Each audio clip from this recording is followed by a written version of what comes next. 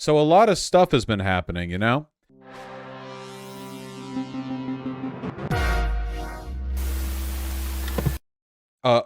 Recently in Missouri, there was a passed through the AG a total ban on transgender healthcare. Very normal. They were definitely being honest when they said it was just about protecting kids the whole time.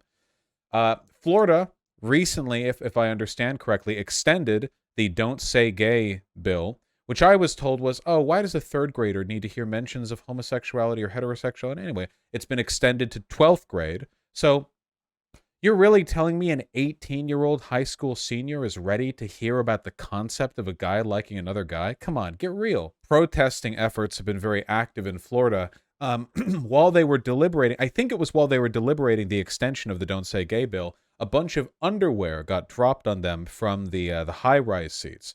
Written on it stuff like "Don't be transphobic," classic bits like that. Let me see if I can find here. Florida trans underwear. I don't want to see binders or unusually roomy panties. I want to see, yeah, there it is. Now, sources don't say whether these underwear were soiled beforehand or not. I like to believe they were. Maybe they weren't. I can't say. Stuff like this, And after I should probably get rid of this. After the kerfuffle, as it's known, the Florida legislature did an epic maneuver of kidnapping people. Here.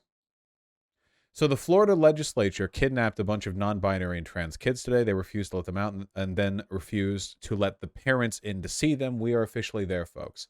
So the term kidnapping, I think, is a bit deliberately hyperbolic here, but let's examine what actually took place, okay? Go. Is like 12, and the youngest one 12.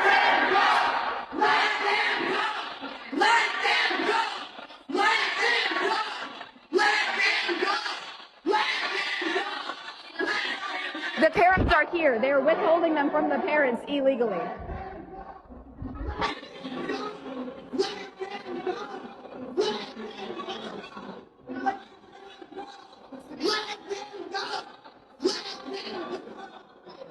So where we are right now is actually the gallery of the House of Representatives in the Florida State Capitol.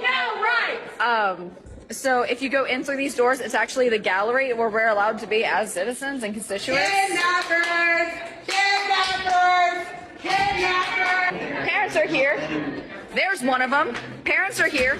There's another guardian. There you go. I believe the youngest one is like 12, and the youngest one 12.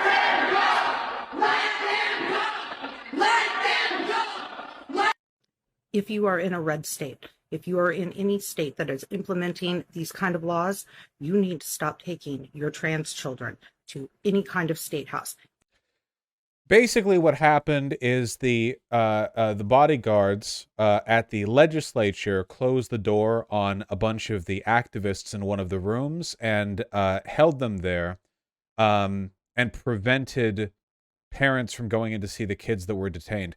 Now, as I understand, them being held there was not them being detained. I don't think they were investigated or arrested afterwards, but in the absence of like a police order to detain for like a specific purpose of investigation, it seems like all they were doing there was trying to intimidate them, preventing parents from getting in, like a kind of false imprisonment deal. Now, I don't like to use these terms because legally, I don't think any like false imprisonment like claim is going to get made. I don't think if a lawyer was to be sat here and you were asking the lawyer, well, was this illegal? Can justice be brought? I don't think they would say it was. The state has a lot of leeway on issues like this. What I'm more interested in is the broader tactic. Just like it's a sheer intimidation tactic of these guys, and think on whose orders these guys are operating, right? Think on what's being done here. A bunch of Florida legislatures have underpants dropped in them or whatever, and their response is, slam the doors shut, like hold them in.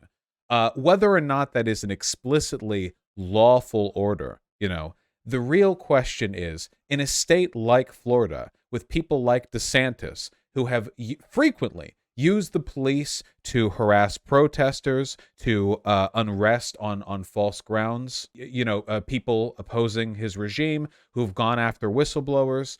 The implicit threat of this, we'll call it false imprisonment, is really like, don't fuck with us. Any protest you do, it could be your last. That's the message that's being made here, If you want a point of comparison, by the way, the protests that were held in Nashville at the Tennessee State Legislature, they ousted the two boys from the state legislature, but the actual protesters themselves engaged with the police in a fairly ordinary. Yeah, it was the Justins. I was gonna say either the Justins or the Jones, and I forgot which one of them it was, but it's the Justins. That's right, it's Jones and Pearson. Yeah. The two J's. The engagement with the protesters from a policing perspective was far more ordinary than that. If you can imagine, like, every time protests are held when your legislatures are debating whether or not they should take away your civil rights, there's this nebulous, like, they could just close the door on us, Like, they could just cut us off. Keeping kids away from parents. Is a legal charge being brought against them? Well, who cares? It's the state. What's more, it's Ron DeSantis' state. And, the state is an innately authoritarian institution, but under DeSantis, I think it's pretty clear how much you can get away with just running a state, how much the federalization of our government allows authoritarians with state power to, turn it into their own private, what was the country called? Hitlerville. That's right. I was incorrect, by the way. They were not throwing underwear down because of the extension of the Don't Say Gay bill. They were throwing the underwear down to protest SB 254, which, because Florida is currently engaged in like 17 anti-trans bills they're debating at any given point in time. SB 254, punishing parents for providing gender-affirming care to their kids. Nice. Okay. So that's what this one is. It wasn't the one horrific authoritarian anti-trans bill.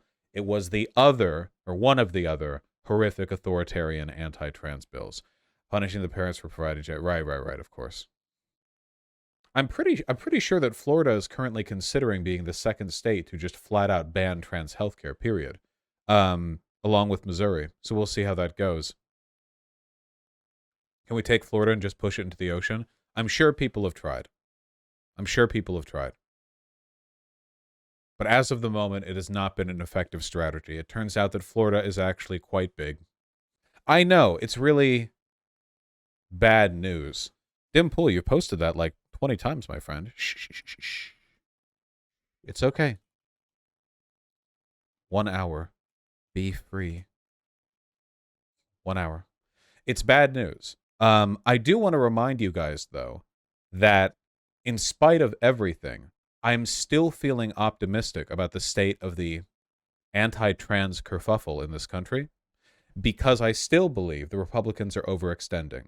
I do not think stuff like this looks good for them, and it'll be more and more difficult for them to maintain any kind of optical lead when they are abandoning this pretense of, oh, we just care about bathrooms, healthcare, and children, and are more openly adopting this, like, yeah, no, we're just banning you altogether completely. We're doing an unprecedented intervention into accessible medical care.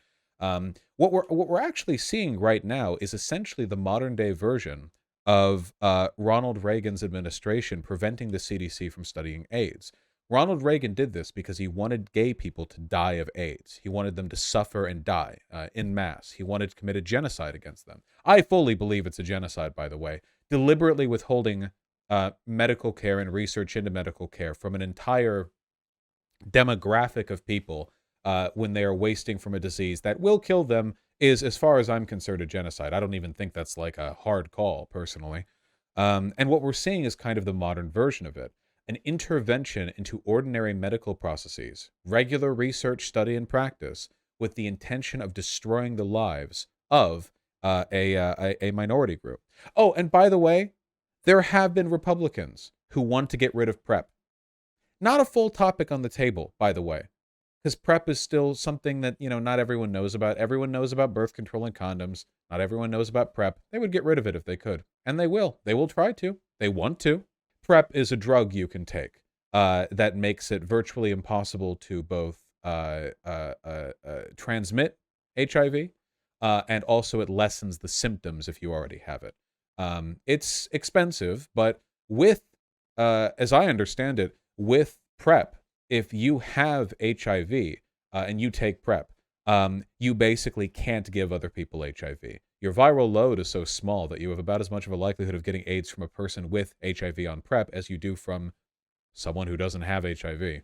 It's very effective. It saved many lives. It's a very good drug. Expensive, but, American healthcare. Yeah, lawyer's disclaimer. I'm not saying you literally can't spread HIV if you're on PrEP. But seriously, take a look at the statistics online in terms of how effective it is. It is a ludicrously effective drug. It is genuinely, insanely, unbelievably. Oh, it's PEP if you have HIV.